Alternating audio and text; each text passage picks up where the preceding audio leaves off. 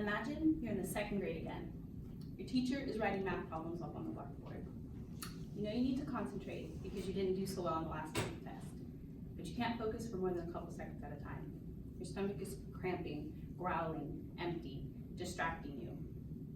The last time you ate was at school lunch the day before. There's no food in the fridge at home. There is never any food in the fridge at home.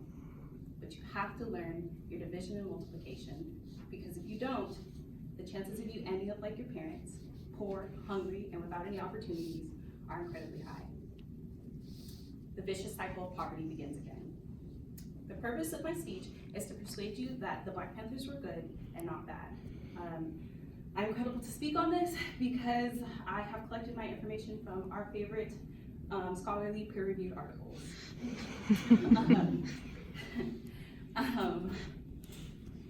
Dang it, why did I do that? I believe this information is important because I feel that you may have been misinformed about the Black Panthers. So I'm gonna go over 4 main points with you today. We're gonna talk about the historical context, the foundation of the Black Panthers, the free breakfast for school children program, and an overview and opposition to the free breakfast for school children program. So the anger and frustration present in the hearts and minds of the Black Panthers were not created in a vacuum. Instead, these feelings were nurtured by unchecked police brutality and a war on poverty that was producing no results for African Americans in Oakland, California. According to the Journal of African American Studies in 2017, 1 in 10 citizens had recently gone without food for several days in Oakland, California in 1967. Also, according to social justice research, in 2013, Oakland had some of the highest rates of unemployment and families in welfare in California around 1966. So your people are being beaten, your people are being starved, your people had no opportunities. What do? You take matters into your own hands. So now that we've gone over some historical context, we'll move on to the foundation of the Black Panther Party. So founded in 1966 by Huey P. Newton and Bobby Seale, the Black Panthers were originally called the Black Panther Party for Self-Defense. The image of a panther was chosen because, according to the Journal of Negro History in 2001, the panther is known to be an animal that never makes an unprovoked attack, but will protect itself vehemently when attacked. So the uniform was exactly as you see me dressed: a black beret, a natural fro, black sunglasses, a blue shirt, black pants, and a leather jacket and boots. So it was legal at the time for the Black Panthers to openly carry guns. So they took full advantage of their Second Amendment right to bear arms. The Panthers would ride around in armed groups protecting their community from the police, or pigs as they called them. They believed very strongly in the empowerment of the Black community. I'm sure you guys have seen this famous gesture, which symbolizes all power to the people, or Black Power. So now that we've gone over some historical context and the foundation of the Black Panther Party, we'll move on to the free breakfast for school children program.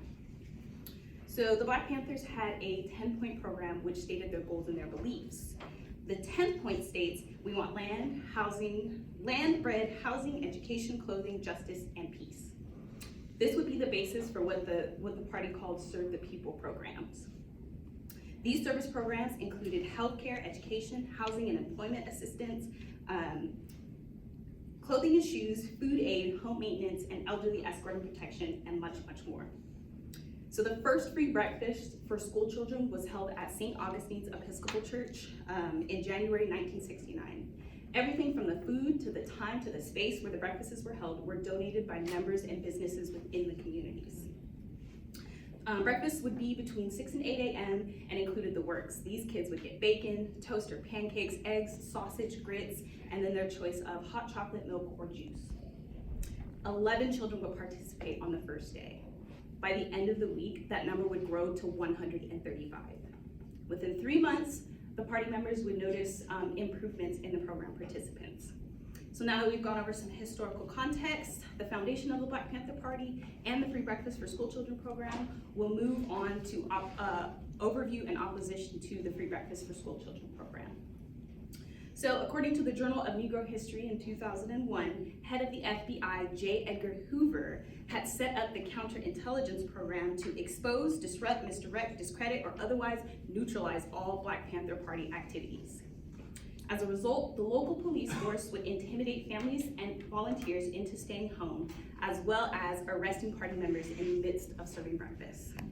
So what exactly is wrong with this specific group of people feeding hungry children? The answer is that the Panthers weren't just nourishing the bodies of the children, but also their minds. So while the children ate, the Panthers would answer the questions about the party, teach them more Black-centered history, as well as show the children the possibilities that lay beyond their poor community. Huey P. Newton said, "Our children must have strong, healthy bodies and minds ready to think about the changing society, not to passively accept the conditions we live in as inevitable." The party knew that the future lay in the hands of these children. They knew that if they could provide the basics, hot food, safety from brutality, and a history that says, "I see you, you exist," then the children would be able to find the strength within themselves to spark change. The image in front of you was taken from the November 1970 issue of the Black Panther magazine and illustrates the hopes that the Panthers have for these children. The boy wears his father's hat and wields his father's gun as he looks off into the distance, the future. "Just wait until I get a little bigger," he says. In conclusion, I've talked to you about 4 main points today. We went over some historical context, the foundation of the Black Panther Party, the Free Breakfast for School Children program, and overview and opposition to the Free Breakfast for School Children program. One Black Panther Party member would later reflect in their life, the mission was to empower the Black community through love, community values, through breakfast program. Their mission was to protect our rights as human beings. And with that, I issue you a challenge. If you hear anyone talking shit about the Black Panthers, you better fucking let them know.